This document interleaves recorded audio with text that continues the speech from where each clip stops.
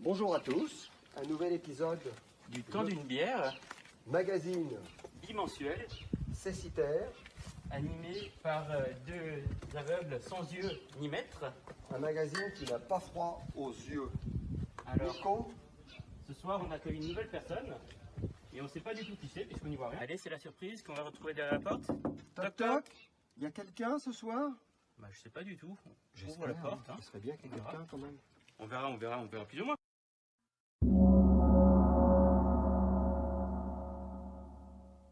C'est d'une intensité assez inouïe. On découvre les vrais potentiels de notre corps. On sort d'une zone de confort pour rentrer dans une nouvelle zone de confort. Tu vois les bienfaits tout de suite, quoi. On sort complètement presque zen. Ce soir, je vous invite à porter une petite laine. Tout comme moi, vous voyez, là, je suis bien équipé pour aller dans le grand froid avec Damien. Donc, ce soir, effectivement, nous recevons Damien Aysen, qui a la grande particularité, comme moi, d'être strasbourgeois, hein, c'est bien ça? Salut Damien. C'est bien ça. Oui, bonsoir. Ravi d'être là. Bonsoir. Et donc, on t'a invité parce que tu as plein de casquettes différentes et une que j'ai eu l'occasion d'expérimenter. Donc, tu es instructeur Vimo, c'est bien ça? Oui, instructeur de la méthode Vimov, c'est ça. C'est quoi? Alors, c'est quoi? On pourrait dire que c'est une méthode de préparation mentale et de préparation à la gestion du stress qui se base principalement sur le froid, donc l'exposition au froid, l'exposition volontaire et bienveillante au froid. Non, nous ne sommes pas des masochistes. On peut utiliser le froid comme un outil pour observer ses pensées et se connecter à son corps, pour apprendre des choses, pour apprendre notamment à accepter les situations. Donc c'est un outil qui est très puissant pour des gens qui ont besoin d'avoir une concentration, qui ont besoin aussi de sortir d'une situation qui pourrait être déplaisante dans leur vie ou qui se sentent dépourvus. Et il me semble qu'une des définitions de la dépression, c'est avoir des difficultés à accepter ce qui est. Et ben dans la méthode Vimov, on apprend à accepter les situations pas évidentes. Et donc, si on apprend à les gérer dans ce cadre de la méthode, le but, c'est de pouvoir le proposer à toute chose qu'on le souhaite dans la vie. Et dans la vie, on a pas mal, quand même, des petits creux de vague, en général. Oui. Moi, j'ai juste eu un témoignage comme ça d'une personne que j'ai rencontrée il y a une dizaine d'années qui a traversé une...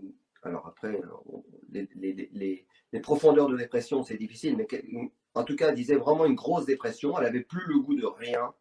Et elle a réussi à trouver le goût d'une chose quand même pour s'en sortir. Elle prenait un minimum de 3 bains par jour dans sa baignoire à Paris avec de l'eau à 10 degrés. Et elle dit que c'est vraiment quelque chose qui l'a transformée et sortie de l'impasse dans laquelle elle était. Ouais, le froid, vraiment, complètement. Moi, le premier bain glacé que j'ai fait, ça remonte à quelques années maintenant, ça va faire 5 ans. Il a transformé ma vie. Hein. J'étais vraiment dans une étape de ma vie où c'était compliqué. J'étais dans un boulot qui me plaisait plus trop. J'avais des problèmes de confiance en moi. J'étais un peu perdu. Je savais pas trop où aller. Je me sentais vraiment impuissant. Et j'ai fait un bain glacé et je me suis rendu compte qu'au fond de moi, il y avait une force intérieure que je connaissais pas jusqu'à présent. C'est comme si j'avais découvert un super pouvoir d'un coup. Et je me suis rendu compte qu'au final, mais je pouvais faire des choses de dingue. Et j'étais capable de rester dans une situation que je pense impossible et même d'y trouver du confort et d'être bien dedans. Ouais.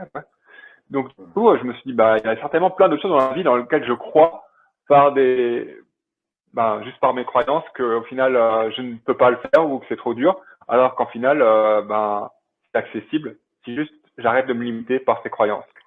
Donc, ça, on travaille sur les croyances limitantes. C'est une reconstruction en fait. Hein. Voilà, c'est ça. C'est un peu une rééducation, on pourrait voir ça. Peut-être pendant l'enfance ou à différentes étapes de la vie, on a eu des traumas ou des accidents ou des expériences de vie qui nous ont orientés sur un chemin qui peut-être aujourd'hui on constate que ce chemin il ne ramène pas là où on aimerait aller. Il ramène des complications, des blocages ou juste une stagnation. Et on peut se reprogrammer à passer à autre chose en cassant un peu le cadre qui nous définissait dans ce chemin-là. Et c'est ce qu'on essaie de faire par le froid. Et il y a aussi un autre outil qui est très utile pour ça, c'est la respiration. Et en méthode Viva, on va travailler des respirations assez intenses qui ont pour but de changer l'état corporel, voire même d'avoir des expériences proches de ce qu'on peut retrouver en chamanisme avec des psychotropes.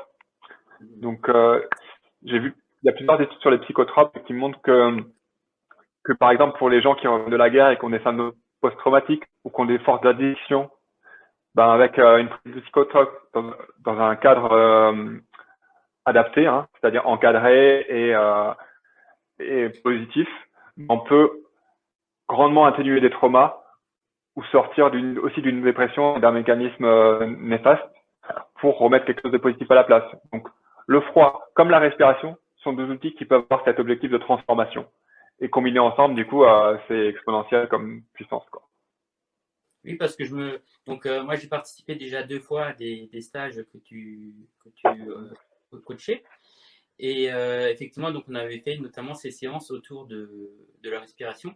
Et tu expliquais que c'était quelque part totalement l'inverse d'une drogue, parce que tu te mets vraiment dans un état qui est pas simple. Je me souviens qu'effectivement, il y avait des personnes qui étaient un peu dans un état second, mais c'est vraiment pour aller vers le bien-être ensuite, quoi. Donc, c'est une drogue, la respiration, ce qui est au final la base de toute vie, peut devenir un outil extraordinaire de soin, quoi. C'est ça qui est génial. Tu te soignes uniquement avec les outils qui sont déjà en toi et qui ne peuvent que faire du bien au final, quoi. Et est-ce qu'on Voilà. va dans la respiration jusqu'à la suroxygénisation, un peu comme ça se Oui, pratique c'est dans ça. la méthode de Rebirth et tout ça? Voilà, ça peut ressembler à de l'hyperventilation. C'est une forme d'hyperventilation, mais elle a la spécificité dans la méthode Viva qu'on va alterner des phases donc d'hyperoxygénation avec des phases d'hypooxygénation.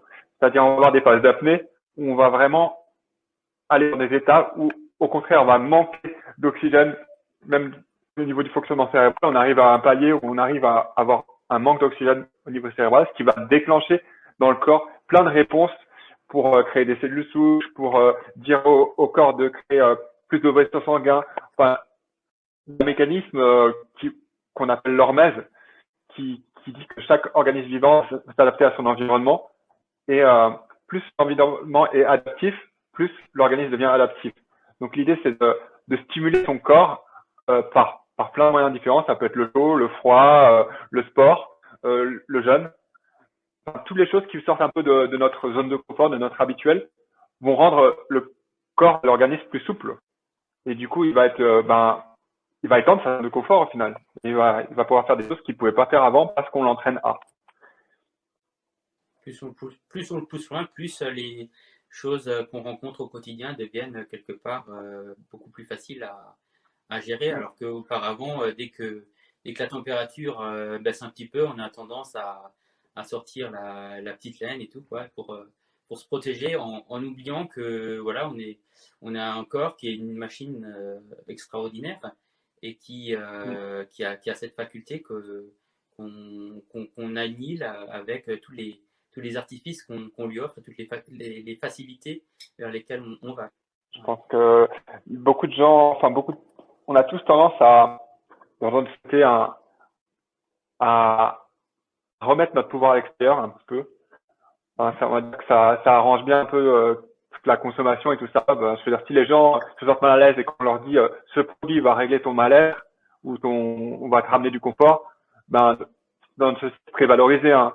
On regarde les gens, ils sont valorisés par leur voiture, par exemple. Avoir une grosse voiture très confortable, c'est considéré comme encore un signe de réussite, ce genre de choses. À part avoir le dernier gadget ou le dernier truc super confortable, c'est valorisé socialement.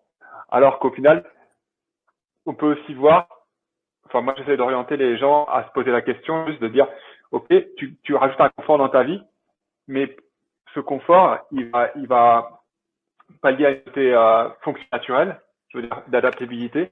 Et par exemple, pourrait dire que quelqu'un qui avant allait marcher tous les jours pour aller chercher son pain et qui aujourd'hui a un espèce de scooter électrique ou un skateboard électrique qui va le faire, tous ses trajets de les faire en skateboard électrique, au final il marche beaucoup moins, donc ses muscles s'atrophient.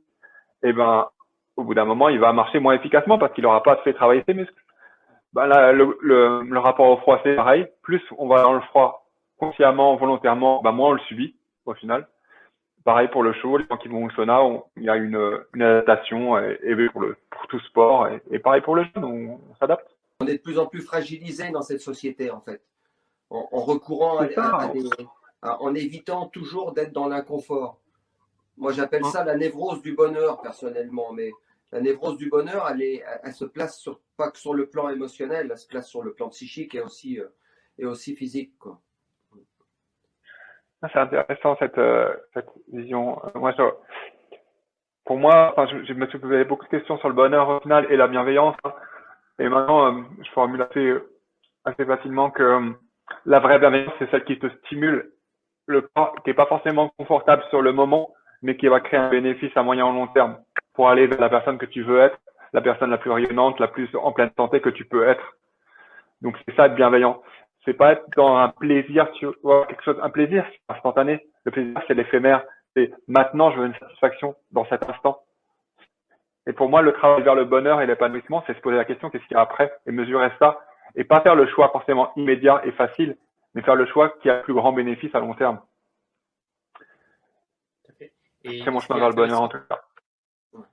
Et ce qui est intéressant dans cette méthode, parce que moi j'avais un petit peu regardé différentes possibilités, et là avec la méthode Wim Hof, donc déjà il y a l'histoire de cet homme. Donc Wim Hof, c'est un Néerlandais qui a développé cette méthode. Et quelle époque? Il a quoi? Il a la soixantaine maintenant, c'est ça? Ouais, il a 60 ans, ça fait 30 ans qu'il a commencé ça et ça fait à peu près 10 ans que ça commence à devenir populaire. Voilà. Et ça vient d'où? Est-ce que ça vient de pratiques de Sibérie ou des Tibétains avec le sumo? Comment cet homme il a rencontré ça? Tu sais? Alors, oui, bien sûr. Wim Hof, comme dit, c'était un Hollandais. Il a toujours fait du yoga, donc depuis tout jeune, il a baigné dans ce monde-là. Et puis ces techniques de respiration sont basées et d'exposition froide sont très proches du Tummo Yoga tibétain. Alors, je ne sais pas à quel moment il est rentré en contact exactement avec ça, mais c'est grandement inspiré. Ce qu'il y a, c'est que sa force, c'est principalement d'avoir sorti ce qui pouvait faire peur à l'occidental, c'est-à-dire des notions spirituelles, parce que beaucoup de gens, ça va les rebuter quand on leur parle de chakra ou d'énergie ou de choses comme ça. Donc, il a enlevé tout ça et il a juste gardé le côté pratique, c'est-à-dire la respiration, l'exposition au froid et l'observation du corps, dans l'expérimentation, quoi. Et suite à des records qu'il a fait, des scientifiques commençaient à s'intéresser à ça. Et du coup, c'est une des méthodes, on pourrait dire quand même que ça se rapproche de la spiritualité, mais c'est une méthode qui a été beaucoup étudiée scientifiquement en tout cas. Et donc, même si on est encore au début de ce qu'on peut découvrir, il y a quand même plusieurs études qui prouvent que ça marche, qu'on peut influencer le système immunitaire, qu'on peut gérer la vasodilatation, donc ramener de l'afflux sanguin pour ramener de la chaleur dans certaines parties du corps quand il fait froid, alors qu'avant on pensait qu'on n'avait aucun contrôle sur le système autonome.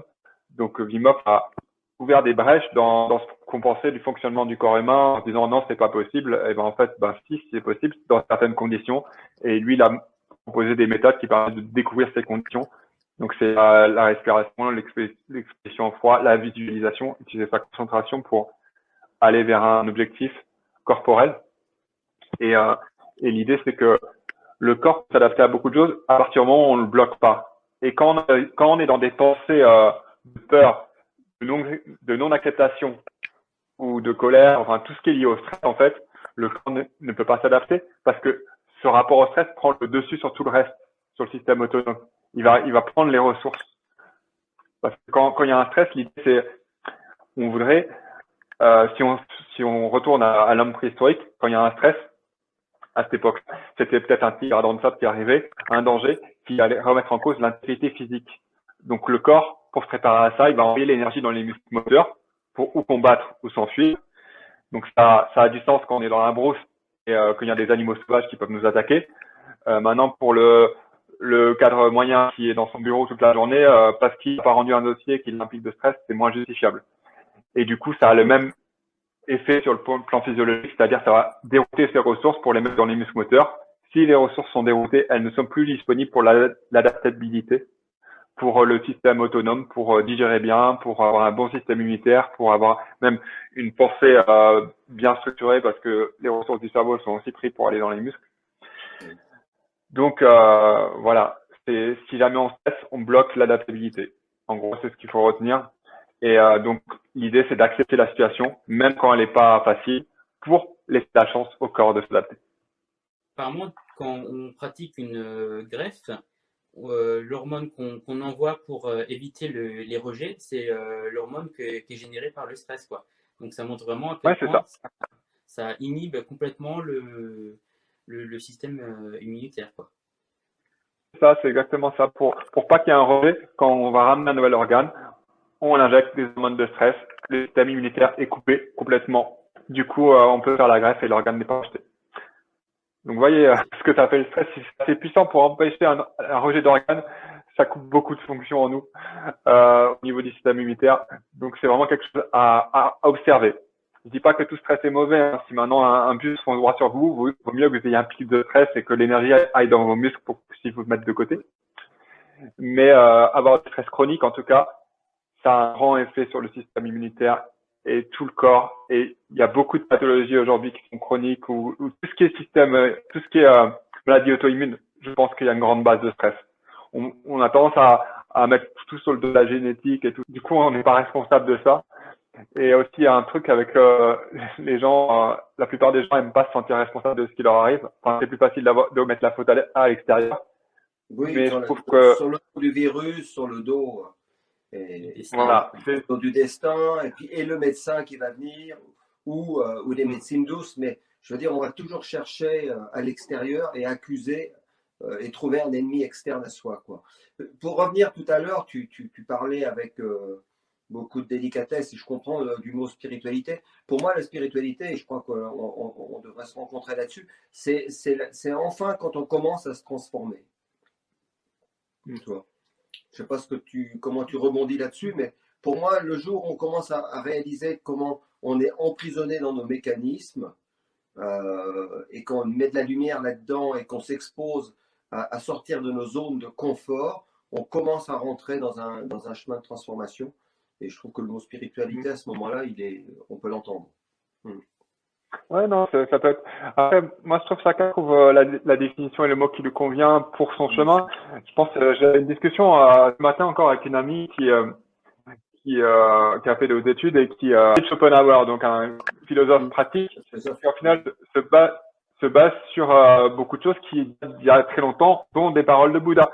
Et pour elle, parce que c'était de la philosophie, c'était entendable qu'elle puisse intégrer ça dans sa vie. Par contre, si on mettait le mot spiritualité, dans sa pensée, il y avait un doute qui se posait, alors que c'est peut-être cette personne qui a réinterprété juste une spiritualité en enlevant un peu ce qui pouvait être gênant pour un occidental et de leur présenter un peu d'une manière différente, et du coup ça devient acceptable. Mais c'est la même chose. Et au final, pour moi, il y a plein même de religions, hein, je veux dire que ce soit le christianisme, l'islam, l'hindouisme ou même le chamanisme, il y a des choses qui se recoupent.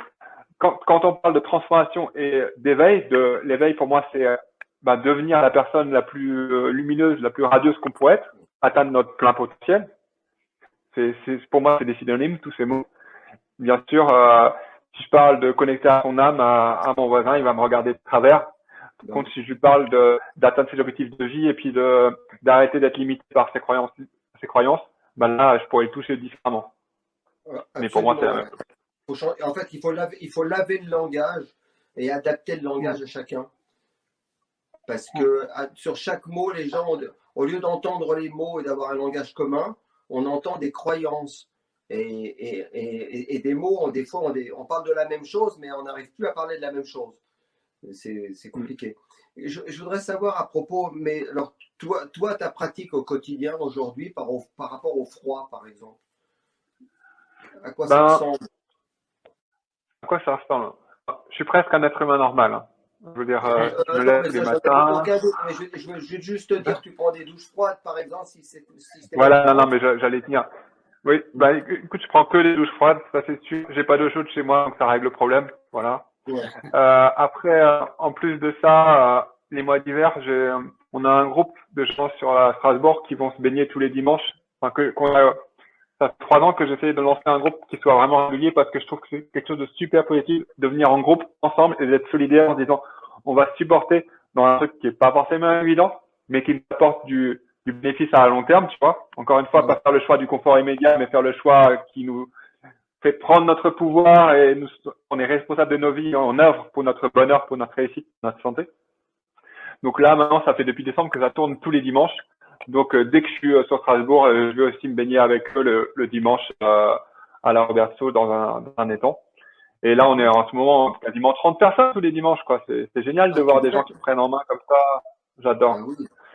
Donc voilà. Et puis aussi un baril dans mon jardin. Et puis quand j'ai envie de temps en temps, quand je sens que envie de me filer un petit coup de boost, bah, je me fais aussi un petit bain de 5 minutes avec la température extérieure de l'eau, quoi.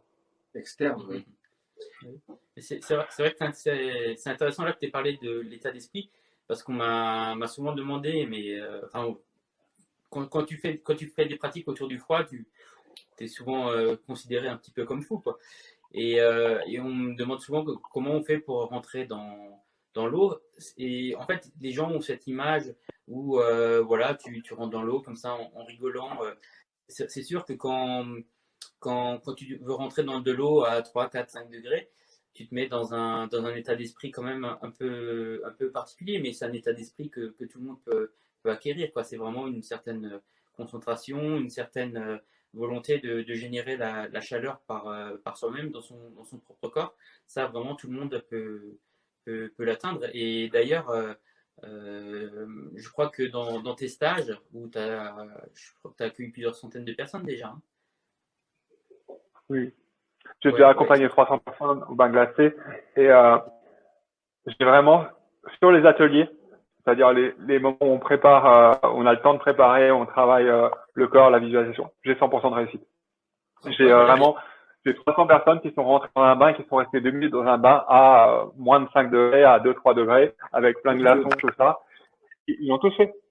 Parce que une fois qu'on a cassé les croyances qui nous limitent, il n'y a rien qui nous limite au final. Enfin, le corps, en 2 minutes, il peut rien se passer. Je dis pas que d'un moment, on va pas quand même affaiblir le corps, il va pas y avoir des dangers. Bien sûr qu'on peut mourir dans l'eau glacée, mais c'est pas en 2 minutes en tout cas.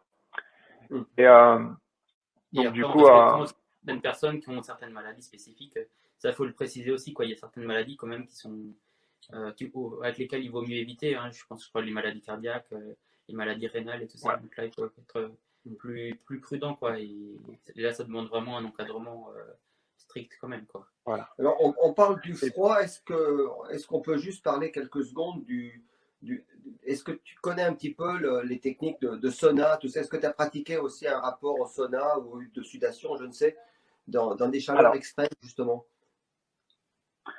oui. Bon, moi, ce que je peux dire, c'est que on travaille sur des choses différentes. Et oui, j'aime Oui. aussi beaucoup le chaud. Là, c'est un de mes projets d'avoir un sauna chez moi. Là, pour l'instant, c'est pas encore le cas, mais j'aimerais bien que dans l'année, en obtenir un. Ouais. Et ce que je me rappelle en chiffres, pour dire, hein, c'est que 2 fois 10 minutes à 100 degrés dans un sauna, ça multiplie l'hormone de croissance. L'hormone de croissance qui sert même pour les adultes, à réparer tous les tissus qui ont des problèmes. Donc, cet effet est juste dingue. Le froid, ça va jouer plus sur l'inflammation et ça va, bon, réduire des choses au niveau du système immunitaire quand il y a des choses qui sont trop agressives, pour les rhumatismes, pour l'arthrose, pour plein d'autres choses, pour enfin, tout ce qui est inflammation, en fait. Oui. Et ben, le chaud, ça travaille sur des trucs différents et on peut quand même travailler les deux. Après, ce que je dirais, c'est que les gens qui me disent, je vais au sauna et après le sauna, au terme, je vais dans le bain glacé. Donc, je fais déjà du bain glacé.